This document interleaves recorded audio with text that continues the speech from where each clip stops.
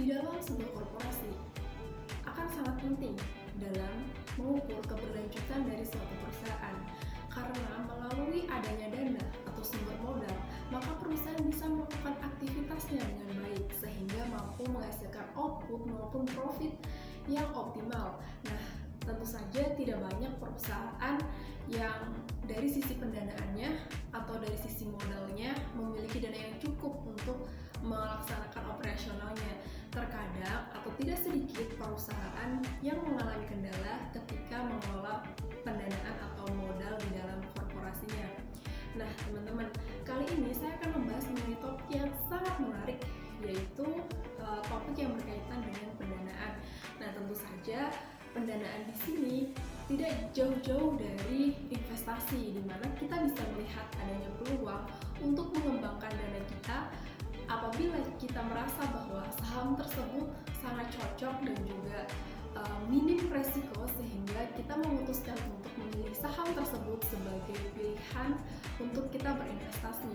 Nah, sebelum jauh ke sana, maka kita akan membahas terlebih dahulu mengenai pendanaan itu sendiri. Nah, jadi setiap pendanaan pasti akan memunculkan resiko, di mana pendanaan tersebut bisa berasal dari modal, ataupun bisa berasal dari pinjaman, ataupun berasal dari sumber-sumber yang lain.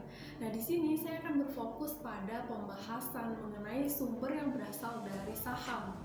Ya, jadi saham di sini, kenapa saya membahas masalah saham dan juga pendanaan seperti itu? Nah, karena di sini saya akan menarik benang merahnya pada pasar modal gitu, teman-teman. Karena pasar modal ini bisa memberikan solusi bagi sebuah perusahaan untuk bisa menambah modal yang disetor di perusahaan, sehingga perusahaan tersebut mampu melakukan pengembangan aktivitas yang lebih maju lagi. Nah, teman-teman, teman-teman tahu nggak mengenai IPO atau Initial Public Offering, di mana IPO ini diterbitkan oleh BI atau Bursa Efek Indonesia untuk mewadahi bagi perusahaan-perusahaan keluarga yang ingin listing ke publik gitu. Ya, ini menjadi suatu kesempatan yang sangat baik ya untuk kita ketika kita melihat potensi dari potensial perusahaan yang menjadi perusahaan keluarga ini cukup bagus seperti itu. Nah, kenapa sih kita perlu melakukan pendanaan melalui pasar modal gitu? Tentunya di sini terfokus kepada investasi saham. Jadi teman-teman, manfaat dari perusahaan melakukan go public diantaranya adalah yang pertama, membuka akses perusahaan terhadap sarana pendanaan dalam jangka panjang kayak gitu. Jadi ini merupakan salah satu alasan yang bisa menjadi manfaat gitu, karena dana yang diperoleh dari pasar modal itu dapat digunakan untuk modal kerja sehingga bisa membiayai pertumbuhan dari perusahaan tersebut. Yang kedua, manfaatnya adalah meningkatkan nilai atau values dari perusahaan, di mana dengan perusahaan tercatat di Bursa Efek atau BI, maka setiap saat publik itu dapat memperoleh data ya, secara transparan dari perusahaan tersebut, sehingga kredibilitas dari perusahaan akan naik dan bisa menciptakan trust pada kompetitor, pada customer, pada vendor, dan akhirnya bisa meningkatkan core values dari korporat tersebut. Lalu untuk yang ketiga, yaitu untuk kemampuan mempertahankan kelangsungan usaha. Nah, kalau misalnya sahamnya hanya dibagi oleh beberapa pemegang saham tanpa diputar keluar atau go public, maka inovasi-inovasinya akan sangat minim, sehingga ketika perusahaan memutuskan untuk mereka listing atau go public, mereka bisa memiliki potensi atau kesempatan untuk mengembangkan inovasi sehingga perusahaannya lebih maju. Nah, selanjutnya yaitu meningkatkan citra dari perusahaannya. Nah, seperti yang dijelaskan sebelumnya, citra itu sangat penting bagi perusahaan dalam meningkatkan trust publik dan juga meningkatkan kualitas core value hingga perusahaan tersebut mampu tumbuh secara baik di public market. Nah, selanjutnya menumbuhkan loyalitas karyawan perusahaan. Menarik teman-teman. Ketika perusahaan melisting sahamnya ke Go Public atau pasar modal melalui BII atau Bursa Efek Indonesia, maka karyawan bisa membeli saham tersebut, sehingga di sini bisa menciptakan key faktor karyawannya untuk bekerja lebih kredibel, bekerja lebih semangat, karena ketika perusahaan tersebut profit, maka profitnya itu berupa dividen akan juga dirasakan oleh karyawan itu sendiri.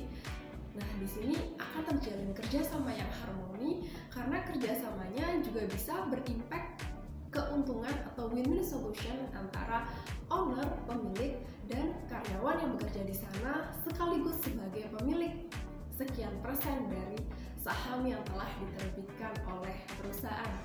Menarik bukan? Oke. Selanjutnya dari perspektif pajak teman-teman. Dari aspek pajak sendiri, pemerintah telah menurunkan tarif pajaknya sebesar 3% untuk perusahaan terbuka yang tercatat di BI atau Bursa Efek Indonesia. Bagaimana? Cukup tertarik bukan? 3% apabila profit labanya sangat tinggi, maka angka 3% itu bisa menjadi insentif dividen atau bisa membagikan laba yang lebih merata dan lebih tinggi kepada para pemegang saham. Tentunya hal ini akan sangat menguntungkan. Nah, selanjutnya tentu sebelum kita memutuskan untuk perusahaan ini akan masuk ke IPO, listing ke Bursa Efek, dari BII atau Bursa Efek Indonesia sendiri, mereka memiliki persyaratan yang harus dipenuhi oleh perusahaan yang ingin perusahaannya sahamnya listing di pasar modal. Nah, di antaranya ada beberapa kriteria saham ya. Ada 3 papan teman-teman. Jadi ada papan utama, papan pengembangan, dan juga papan akselerasi. Nah, di sini sangat menarik teman-teman. Ketika kita ingin masuk ke dalam papan utama, maka ada kriteria tertentu. Ketika kita ingin masuk ke papan pengembangan, maka ada kriteria tertentu juga, dan itu disesuaikan dengan kapabilitas dari perusahaan tersebut. Sehingga sebelum kita memilih perusahaan dalam melakukan investasi, maka kita bisa melihat nih perusahaan ini masuk ke papan mana ya, karena dia sudah menerbitkan saham sekian persen sehingga dia masuk ke papan ini gitu, sehingga itu bisa menjadi salah satu core value indikator untuk kita memilih saham yang akan kita lakukan investasi. Nah, di antaranya syarat menjadi perusahaan yang listing di pasar modal atau perusahaan yang tercatat di Bursa Efek Indonesia atau BII, di antaranya adalah yang pertama, perusahaan itu harus berbentuk hukum. Nah, ini wajib ya, berbentuk hukum itu perseroan terbatas gitu, harus PT. Nah, yang kedua, komisaris independen. Jadi komisaris independennya itu minimal 30% untuk papan utama, untuk papan pengembangan juga minimal 30%, sedangkan untuk papan akselerasi 6 sampai dengan 12 bulan masa transisi. Nah, yang ketiga, komite audit harus ada di papan utama. Yang kedua, kalau papan pengembangan dia juga harus ada. Untuk papan akselerasi sama, keberadaan dari komite audit harus ada di dalam perusahaan tersebut. Lalu sekretaris perusahaan ini sifatnya juga wajib ya, di antara masuk ke papan utama, pengembangan, ataupun akselerasi. Untuk masa operasional sendiri ini yang membedakan teman-teman. Jadi untuk papan utama itu masa operasionalnya lebih dari 36 bulan, sedangkan untuk papan pengembangan lebih dari 12 bulan. Kalau untuk papan akselerasi itu telah beroperasi komersil, membukukan pendapatan usaha di tahun buku terakhir. Jadi grade-nya lebih mudah ya di papan akselerasi ini. Nah, audit laporan keuangan kalau dari papan utama itu minimal 3 tahun, yang mana 2 tahunnya itu harus WTM, wajar tanpa pengecualian ya. Terus untuk papan pengembangannya itu minimal 12 bulan, 1 tahun opini WTM. Nah, untuk papan akselerasi minimal 12 bulan atau sejak berdiri opininya juga harus WTM. Nah, selanjutnya untuk persyaratan dari keuangannya nih. Nah, persyaratannya itu laba sebelum pajak 1 tahun terakhir itu harus di atas 250 miliar. Kalau untuk papan yang pengembangan, dia itu harus di atas 50 miliar. Sedangkan untuk papan akselerasi dia tidak ada, jadi mengikuti POJK-nya aja kayak gitu. Tapi untuk aset dia bisa di bawah 250 miliar ya, itu untuk papan akselerasi. Nah, untuk jumlah sahamnya sendiri nih yang diterbitkan, tentu saja ini menjadi the main point ya yang harus diperhatikan oleh para investor sebelum memutuskan untuk melakukan investasi di sebuah perusahaan. Untuk papan utama, dia harus memiliki minimal 300 juta saham dengan nilai ekuitas di bawah 500 miliar dengan total saham itu 20%. Nah, jika 500 miliar sampai dengan 2 triliun, maka dia boleh menerbitkan saham itu sebesar 15%. Sedangkan jika di atas 2 triliun, maka dia bisa menerbitkan saham 10%. Ini untuk papan utama. Nah, yang kedua adalah papan pengembangan. Di papan pengembangan ini minimal itu 150 juta saham ya teman-teman, dimana nilai ekuitasnya jika di bawah 500 miliar maka dia bisa menerbitkan total saham sebanyak 20%. Nah, jika 500 miliar sampai dengan 2 triliun maka dia bisa menerbitkan saham sebesar 15%, dan jika di atas 2 triliun maka dia bisa menerbitkan saham sebesar 10% kayak gitu. Nah, untuk di papan akselerasi sendiri dia bisa menerbitkan saham minimal 20% ya teman-teman. Terus untuk pemegang saham nih, untuk papan utama dia bisa lebih dari 1.000 pihak, tapi untuk yang di papan pengembangan dia bisa lebih dari 500 pihak. Sedangkan untuk papan akselerasi dia harus lebih dari 300 pihak kayak gitu. Nah, harga per sahamnya kalau yang dari papan utama itu lebih dari 100, sama ya kayak di papan pengembangan, sedangkan untuk papan akselerasinya di atas 50. Nah, gimana teman-teman? Cukup menarik bukan? Ketika kita sebelum memutuskan untuk melakukan investasi di sebuah core bisnis atau perusahaan yang listing, maka kita bisa nih melihat dia sebenarnya tuh masuk ke flow yang mana sih kayak gitu. Nah, di sini saya akan juga membahas mengenai PT Aman Mineral Indonesia Tbk yang juga listing di Bursa Efek Indonesia. Jadi teman-teman, di PT Aman Mineral Indonesia ini dia memiliki penawaran saham ya. Penawaran sahamnya itu sebanyak 7.287.520.000. Ini saham biasa atas nama ya. Maka kita bisa melihat nih, ketika kita melihat dari PT Aman Mineral ini menerbitkan sebanyak 7 miliar saham, nilai saham. Ternyata dia juga menjelaskan di sini bahwa dia menerbitkannya itu 10%.